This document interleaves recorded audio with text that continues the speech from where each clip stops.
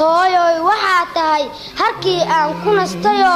igu hoose qorax kulul hooyoy waxaa tahay tii aan dhex hurdayo marna aan ihaakahsan hooyoy waxaa tahay hambadii macaaneed marna aan hilmaameen assalaamu calaykum waraxmatullaahi wabarakaatu dalaan kadib waxaan idiin hayaa gabay ku saabsan hooyo macaan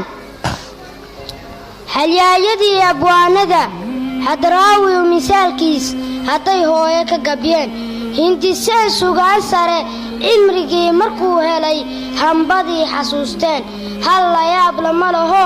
hadalkaa sidaa mudan hooyaa wax loo dhigo laga helin adduunyada balse aniga haada gabay heerkay ka joogeen kama haysta darajo suugaanta kama hilan weli waan hor leeyahay balse hooyo iga mudan hadal iyo suugaan wax kasta oo la heli karo hooyoy waxaa tahay harkii aan ku nastayoo igu hoose qorax kulul hooyoy waxaa tahay tii aan dhex hurdayoo marna aan ihaakahsan hooyoy waxaa tahay hambadii macaaneed marna aan hilmaameen hooyoy waxaa tahay tii hurtay naftoo idil habeenkaad ifoolatay hooyoy waxaa tahay habeenkii midaan hurdin hadii jeer i eegto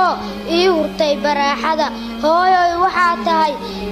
hayrta kulul midaan harsan hawshayna awgeed hooyoy waxaa tahay tii igu hagoogatay markay hubka ridaayeen hoobiyihii jiibkiyo hardankiyo dagaalada markay dadka huleeleen adi igama haadine hab intaad i siisaad hayweyga ila martay hooyoy haddaad jirin ubadkaan hagaagsani halkaan sooma gaareen hooyoy waxaa tahay tii haqabtirayso hablo iyo wiilalba hagaajinta jirkooda mar waliba ku hagranoo hanaankooda toosisa alla hooyo sharafey waxaan kuu hadiyeeyaa maba heli karaayee halkaad adigu mudan tahay waa hooygii jannadee harihii jannada iyo hooskii macaanaa rabbi kuu hibeeyo weligaa halkaa joog weligaa halkaa joog weligaa halkaa joog